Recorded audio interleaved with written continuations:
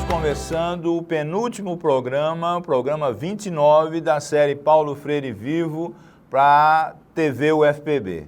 É muito importante que você saiba disso, não como um programa isolado, mas como uma sequência onde a gente está chegando dentro dos 30 programas que foram planejados, não é? Fazendo uma revisão, uma síntese e focando, inclusive nesse programa particularmente, a atualidade do pensamento do Paulo Freire. Quando a gente diz que o pensamento do Paulo Freire começa a ser construído, consubstanciado por sua prática lá nos anos 50, anos 60, não é? Quer dizer, já várias décadas atrás, não é? Muita gente pode interpretar o pensamento do Paulo Freire e sua prática como algo do passado. É claro que é do passado enquanto história, mas a gente vê com certa facilidade, é só ter uma visão mais próxima, a atualidade do pensamento do Paulo Freire. Como é que a gente pode, então, demonstrar, vamos dizer assim, a atualidade do pensamento do Paulo Freire e a atualidade no sentido sempre prospectivo, não é? O que é atual e o que é o legado do Paulo Freire para as gerações atuais e gerações futuras dentro da educação e da pedagogia, não só brasileira, latino-americana, mas para o mundo todo, não é? Dentro dessa perspectiva que ele construiu ao longo de várias décadas, não é? Você sabe que o Paulo Freire nasceu em 1921, faleceu em 97, quer dizer, tem essa trajetória toda aí, né? E a sua produção mais visível se concentra entre os anos 50 e os anos 90, não é? E o que é que dessa produção é atual, não é? Primeiro, a gente precisa notar que o Paulo Freire, como os grandes pensadores da educação, faz uma transição, vamos dizer assim, entre as críticas, os pontos principais e as críticas da modernidade e da chamada pós-modernidade, ou do mal-estar da modernidade, ou da modernidade líquida, como vários autores chamam esse período, não é, que caracteriza as últimas décadas do século XX, e o Paulo Freire, que era muito antenado, muito ligado à mudança de paradigmas, de conceitos, não deixou de trabalhar sobre isso. Então, uma coisa fundamental também que mostra a atualidade do Paulo Freire é que ele nunca se propôs a ter um pensamento fechado, não é? Mas ele sempre se propôs a ter um pensamento que pudesse ser, eu posso dizer numa palavra só, que pudesse ser reinventado, não é? Então existem várias reinvenções do Paulo Freire no sentido de se inspirar nas suas ideias, mas não necessariamente ficar enjaulado ou preso nessas ideias, tendo a possibilidade de avançar, de seguir de uma maneira muito substancial. E é importante que a gente possa notar uma outra coisa de uma característica de um pensamento que ele definiu na Pedagogia da Esperança como uma visão pós-moderna progressista, não é? Embora essa nomenclatura às vezes cause alguma apreensão, alguma dúvida, mas ele queria dizer que existe um pensamento pós-moderno liberal, que ele não advogava, muito pelo contrário, que ele criticava, mas ele defendia então um pensamento da pós-modernidade progressista, não é? No sentido de não jogar fora temas muito importantes, como a questão da opressão, das classes sociais, da exclusão, etc., mas incluir também, não é, em diálogo com esses temas que ele trabalhava anteriormente, as questões, por exemplo, da subjetividade, as questões de vários temas que não tinham sido trabalhados, que não foram trabalhados ao longo da modernidade. Isso é muito importante. Nesse ponto se destaca, inclusive, os diálogos do Paulo Freire, as conexões do Paulo Freire, que ele vem fazendo ao longo do seu pensamento. Vários autores com os quais ele citou, dialogou, criticou, colocou suas ideias, não é, em conexão com outros autores e outros não. E a gente pode trabalhar, pode ver, inclusive, convergências que são importantes com outros autores que ele não citou especificamente, mas que você vê. Eu, por exemplo, gosto de falar um pouco, de pensar um pouco nas convergências de conceitos do Paulo Freire com o Boaventura de Souza Santos, por exemplo, com outros autores. Não é? Eu vejo, por exemplo, várias pessoas estudando algumas coisas do Bourdieu, como a questão da violência simbólica, e vendo isso em conexão com a questão da opressão, inclusive na sala de aula, não é? na questão da cultura, na questão da educação, e você pode ver isso de uma maneira bem ampla. Uma outra coisa que mostra a atualidade do pensamento do Paulo Freire é um relatório que no final do século XX, já o Paulo Freire já havia falecido, mas ele sai no final do século XX e que se chamou Relatório Jacques Delors, porque foi esse francês que coordenou uma grande equipe de pensadores da educação no mundo todo e propuseram alguns temas, não é? Muitos dos quais conhecidos como os pilares da educação, não é? Aprender a aprender, aprender a fazer, etc. Você conhece isso, não é? Mas esse livro, essa temática que no Brasil foi publicado com o nome Educação, um Tesouro a Descobrir, uma publicação da Unesco, que é produto desse relatório, vem trazer um tema muito importante na obra do Paulo Freire, que é a educação e a aprendizagem ao longo de toda a vida.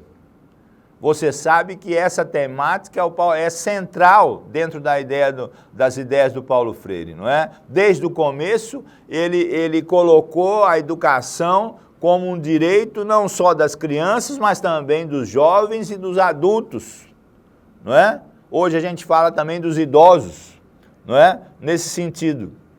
Isso quer dizer que desde os temas da educação permanente, da educação de adultos, depois jovens e adultos, dentro da obra do Paulo Freire, essa questão da educação ao longo de toda a vida é uma questão absolutamente central, não é? E esse é o tema justamente nuclear do relatório que eu citei, não é? Que é um relatório, então, que buscou pensadores da educação do mundo todo com uma proposta de ver o que é que tinha acontecido, como é que foi a educação do século XX e quais eram as perspectivas para o século XXI. Veja os temas específicos dos chamados pilares da educação, não é? Aprender a aprender. Para o Paulo Freire isso é fundamental, não é? Como é que se aprende? Quais são os caminhos da aprendizagem, não é? Para ele, da educação problematizadora, do diálogo, não é? Do respeito ao conhecimento que o educando traz. Aprender a fazer, para ele a aprendizagem não é uma coisa deletéria qualquer, mas ela é prática, ela precisa ser feita, ela precisa ser praticada, ela é parte de uma ação que ele chamava de ação cultural. Aprender a viver juntos, bom, só dá para aprender, para viver juntos no diálogo, não é? O diálogo é uma maneira de se aprender a viver juntos cada vez mais. E o último tema, aprender a ser, não é? Para o Paulo Freire, aprender a ser mais, ele diz que os humanos, pela educação, aprendem a ser mais, não é? a fabricar a sua existência, a sua história, não é? Sempre de uma maneira relacional, sempre de uma maneira, para ele, dialógica, sempre uma maneira em comunhão, vamos dizer assim, usando um termo que vem da sua religiosidade, vamos dizer assim, não é? Vivendo em comunhão, vivendo em diálogo, vivendo em equipe, não é? Vivendo em sociedade no sentido coletivo. E no final das contas a gente pode também enxergar isso, não é, como uma atualidade do Paulo Freire, e essa proposta seria fundamental para a gente entender facilmente que o Paulo Freire não é alguém que estacionou lá no século XX, na metade, anos 50, anos 60, como muita gente às vezes insiste em fazer, não é? Quando alguém só se refere ao Paulo Freire em relação à educação como prática da liberdade e à pedagogia do oprimido, esquece que tem uma obra toda produzida. Essa é uma obra dos anos 50 e 60, não é? Mas tem aí os anos 70, os anos 80 e os anos 90. Como é que se eu ficar só nos anos 60, eu vou perder, por exemplo, um livro como Política e Educação, eu vou perder um livro como Por uma Pedagogia da Pergunta, eu vou perder um livro como Pedagogia da Autonomia. Como é que eu posso caracterizar o pensamento do Paulo Freire sem esses textos, sem esses livros? Não é? Eu estou insistindo com vocês nessa ideia que a gente traz desde o primeiro programa, que a visão de totalidade do pensamento do Paulo Freire, por ser um pensamento reconstruído, heterogêneo, sempre em movimento, é absolutamente chave. Se eu focar só uma parte da obra do Paulo Freire, se eu achar que tudo do Paulo Freire está na pedagogia do oprimido, por exemplo, eu vou me enganar, porque tem outras coisas, outros conceitos que ele foi agregando, e a própria escrita da pedagogia da esperança é uma amostra fundamental de que ele queria debater conceitos, colocações da pedagogia do oprimido de novo, não é? Porque ela é datada dos anos 60. Mas a gente continua esse raciocínio no segundo bloco desse programa daqui a pouquinho.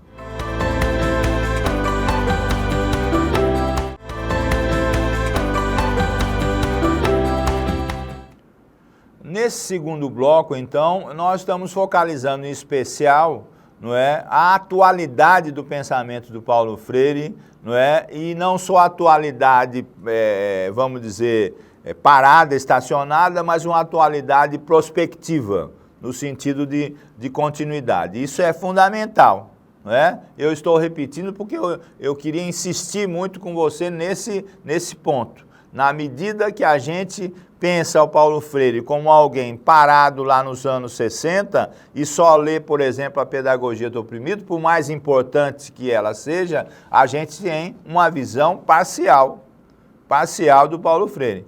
Durante os programas a gente vinha dizendo aquela história que alguns orientandos, alunos dizem: Afonso, eu vou usar o conceito de conscientização na minha tese, no meu TCC, na minha dissertação de mestrado, e eu digo: qual o conceito de conscientização? O conceito de conscientização é um conceito que tem variações e complementos. Mas um dos pontos que eu posso dizer mais atuais, mais prospectivos do pensamento do Paulo Freire é quando ele dialoga com outros autores, mesmo às vezes sem citá-los, mas dialoga no sentido de ideias, como, por exemplo, na questão da globalização, que tanto impacta as sociedades contemporâneas, não é? Você pode pensar que a globalização é algo que só se vê no lado da economia, não é? E isso a gente precisa logo contestar essa ideia. A globalização também influencia e muito a cultura, a educação e todas as práticas sociais de uma maneira geral. Um dos autores que mais investem nesse esclarecimento, nesses debates, é o Boaventura de Souza Santos, e quando ele fala de globalização, ele diz, você sabe disso, a gente já focou pontos como esse, a globalização hegemônica e a globalização contra-hegemônica, não é? A globalização hegemônica é uma globalização do capitalismo, do chamado neoliberalismo, que se pretende única, etc., etc., e uma globalização contra-hegemônica é uma que enxerga possibilidades, como diria o Paulo Freire, a história com possibilidades, novos movimentos sociais, etc., que podem fazer um contraponto em relação a isso, não é? Uma globalização alternativa ou contra-hegemônica, uma globalização do Sul, como outros autores colocam. E eu sempre pensei que as propostas do Paulo Freire, a partir dessa ideia, dessa possibilidade de globalização alternativa contra-hegemônica, poderiam sim ser um instrumento muito atual para se pensar a educação e a pedagogia dentro dessa possibilidade.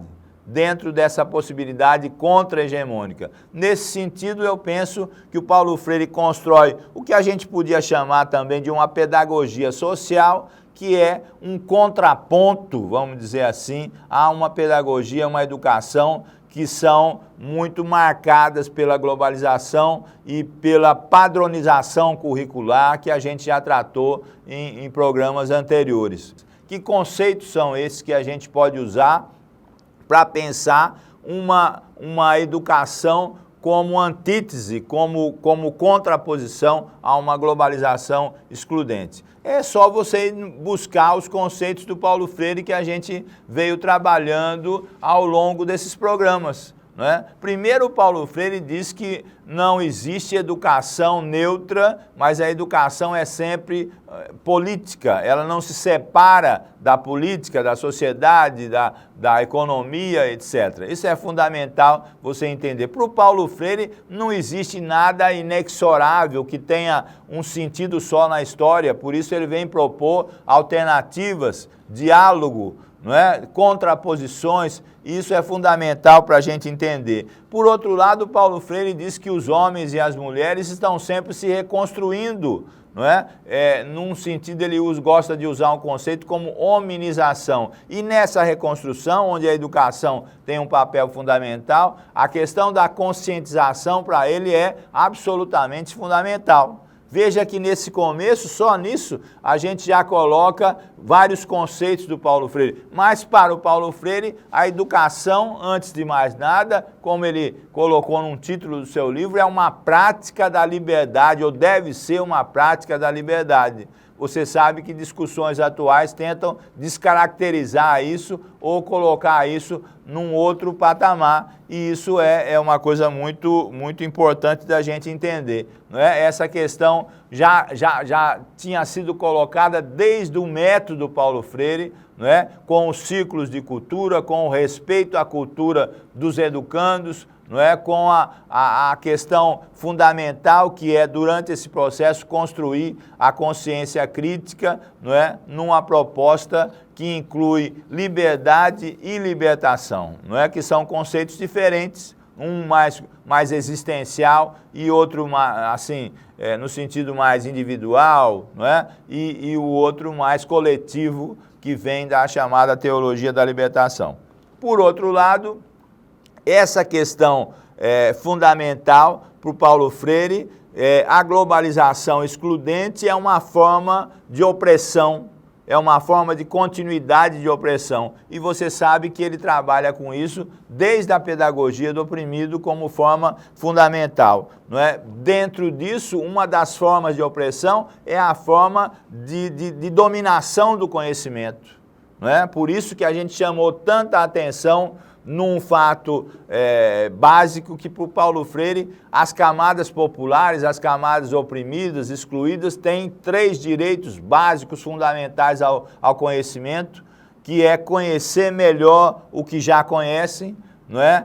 Se apropriar, em segundo plano, conhecer o que não teve acesso, conhecer o que não conhece, vamos dizer assim, e, mais importante, produzir um conhecimento que não perpetue valores da opressão, mas consiga colocar valores próprios inerentes à sua trajetória, à sua cultura, aos seus interesses, aos seus valores. Isso é importante demais, e o campo epistemológico, o campo do conhecimento popular, junto com o conhecimento elaborado, você sabe que foi um ponto fundamental que a gente explorou ao longo da obra do Paulo Freire, que servem para você pensar a globalização alternativa, não é? Do lado da educação, nessa perspectiva do Paulo Freire. Mas não é só isso, nós podemos ver um ponto central quando a globalização excludente e a sua proposta de cultura e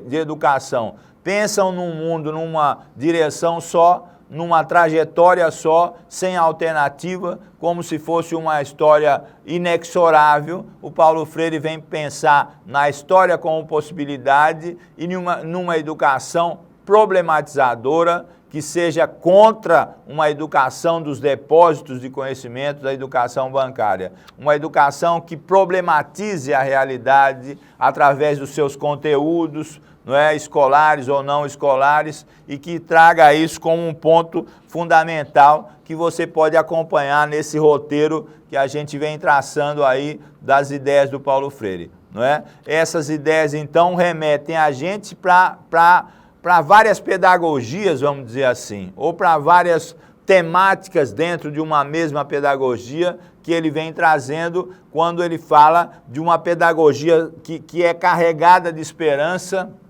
por mais que se enxergue um mundo como se fosse já pronto e já terminado e que não tem mais saída, etc. Ele vem falar de uma pedagogia da esperança. Ele disse que a esperança é uma característica ontológica dos seres humanos. Não é? Ele vem falar de uma pedagogia alternativa, uma pedagogia da autonomia dos educandos, uma pedagogia que trabalhe a autonomia dos educandos como um ponto fundamental, uma pedagogia que, ao olhar para esse mundo, pense também que um pouco de indignação faz parte do entendimento dessa realidade que a gente vivencia, não é? E que não deixe de reconhecer coisas importantes demais, como a questão da diferença, a questão da diversidade, não é? A questão de respeito aos outros, a questão da democracia que ele traz desde o começo, não é? A questão do diálogo, que para ele é uma relação horizontal, e mais do que isso é uma relação dentro da educação de amorosidade, de gostar do outro, de respeitar o outro como ele é, nas suas diferenças, não é? E fazer com que ele respeite também as nossas posições, etc. Nisso está contido, você sabe, uma ideia absolutamente chave para o Paulo Freire, desde o início da sua obra até o final, que é a questão da democracia. Para ele, a democracia, a questão da cidadania, os direitos humanos, todas essas questões sempre tiveram embutidas na sua proposta. E a sua proposta não é uma proposta qualquer. Ele disse que não queria fazer uma pedagogia qualquer, uma educação qualquer, mas para ele a ideia é de prioridade da educação das camadas populares, da educação popular como uma possibilidade concreta de mudança histórica. Eu me lembro aqui que durante os programas eu ressaltei o livro do José Murilo de Carvalho, Cidadania no Brasil, O Longo Caminho, onde ele coloca uma coisa central, diz que no Brasil os direitos humanos nunca foram respeitados na sua integralidade, não é? Direitos sociais, civis, políticos, culturais, não é? Que ele não vê nenhum trecho da obra da história brasileira onde todos esses direitos fossem conseguidos, conquistados, mas ele diz numa coisa muito importante que para ele, não é, a forma de se conseguir isso é através da educação popular. E claro que quando ele fala isso, ele chama a atenção, direto ou indiretamente, para a obra do Paulo Freire, porque para o Paulo Freire não é qualquer educação, não é qualquer pedagogia, mas é uma educação que respeite, que valorize, que se paute pelos direitos das camadas populares de uma maneira geral.